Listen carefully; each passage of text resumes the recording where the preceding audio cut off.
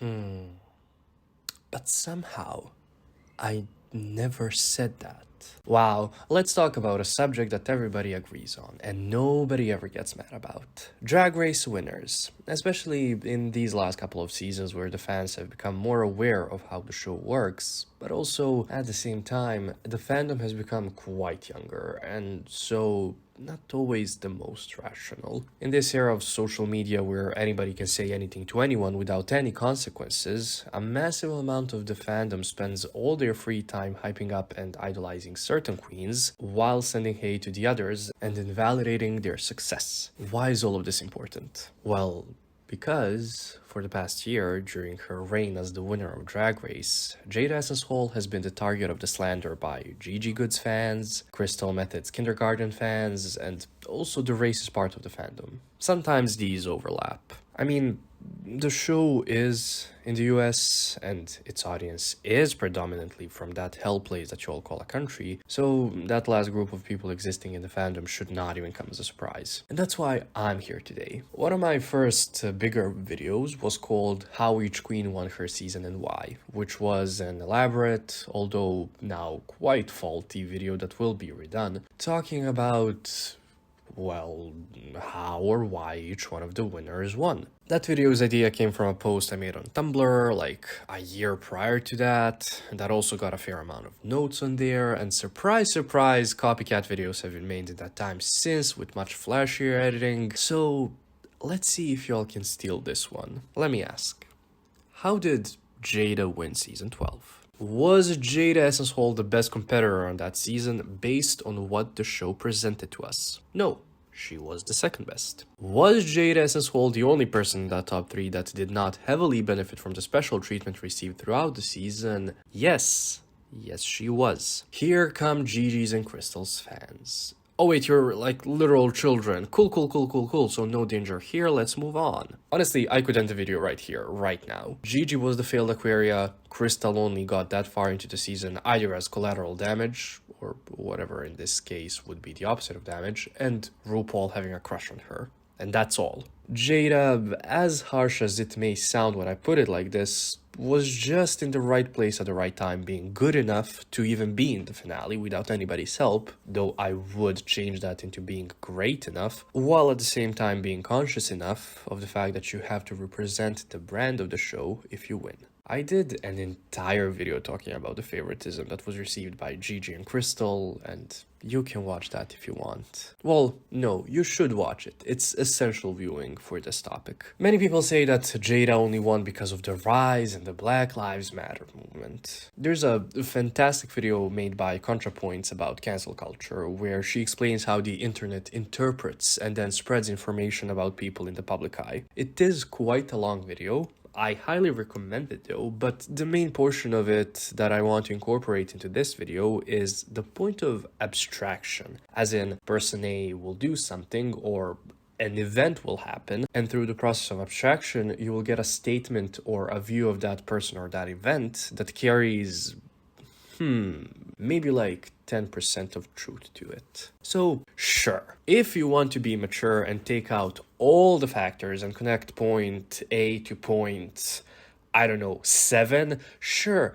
go ahead, say that Jaida won because of the Black Lives Matter movement. However, that's not gonna fly with me. I've been defending Jaida's win since the beginning, and in time I also was able to gain some extra perspective on the whole situation that further cements this way of thinking in my definitely human brain. Drag Race kind of had to crown Jaida. We could say this just by going off the rumors. For the finale, the queens had to record their lip syncs in their homes.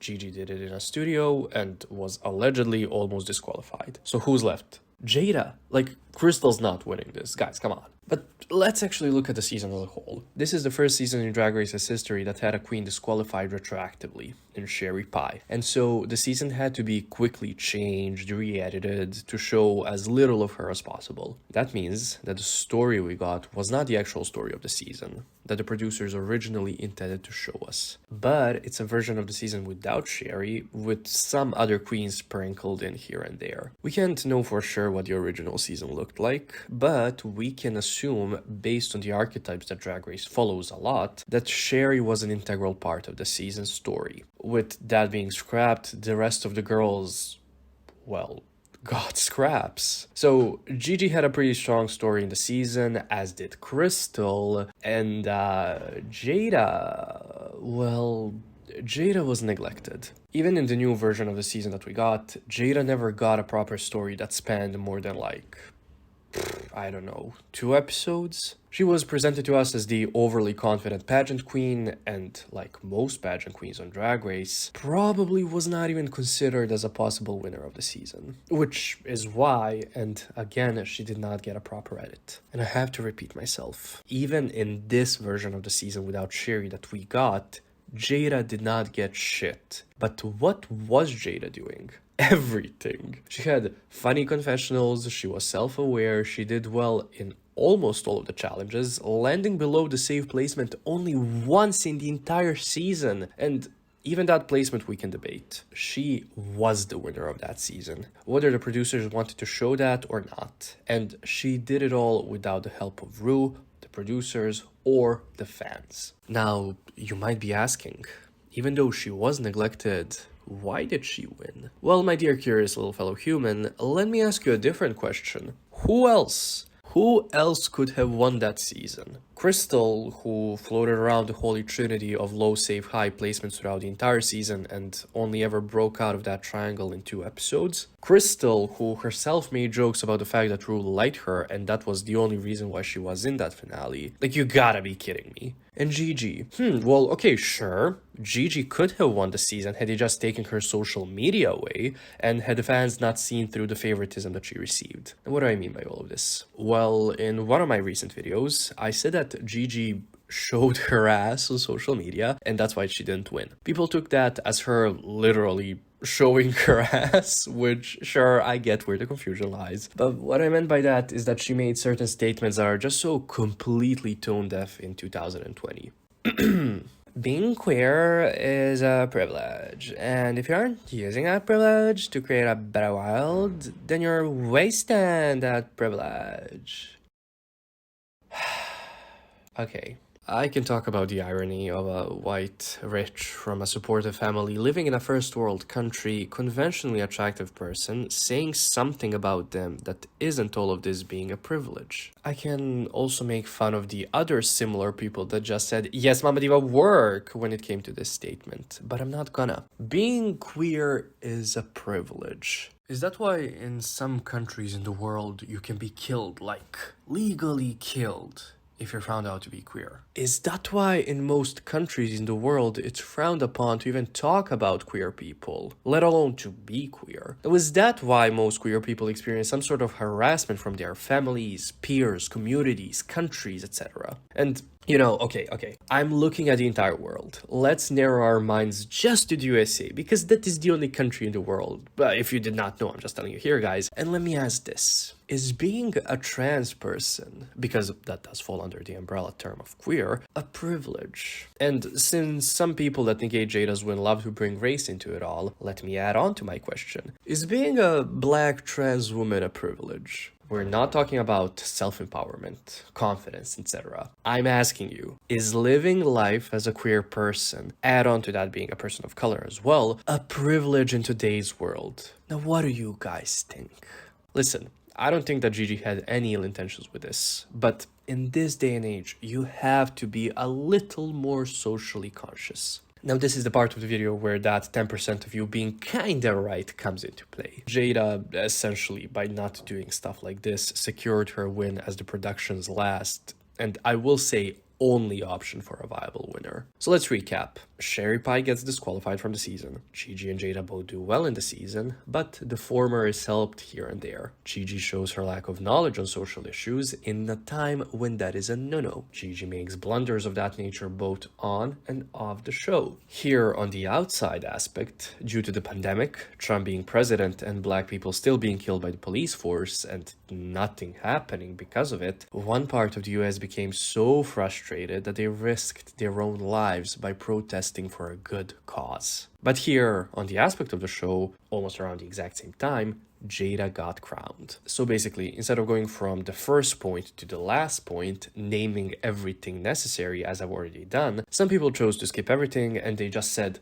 fuck it, I will only connect the result of the points A, B, and C with the final point and call it a day. I already hear your counter-arguments. What queens do off the show and what happens in the real world should not matter. I mean, okay, sure, yeah, in some cases, but when it comes to Gigi, she also showed her lack of social awareness for her own country on the season. I think some of you know what's coming. Let's play fashion photo review, shall we? I'll be Raja. On the 9th episode of season 12, the runway theme was Stars and Stripes Forever. Now, pretending that being patriotic while living in the States is pretty questionable, so we're gonna ignore that. The theme was Stars and Stripes, but some queens had just red, white, and blue looks. I'm assuming that the latter was the runway theme that the queens got, and that the former was chosen to be the theme's name. You might say, okay, but Widow was in black and white. But here's the thing. Widow might have worn her red, white, and blue look for the Michelle Visage runway. The dress she wore could have been made in the workroom,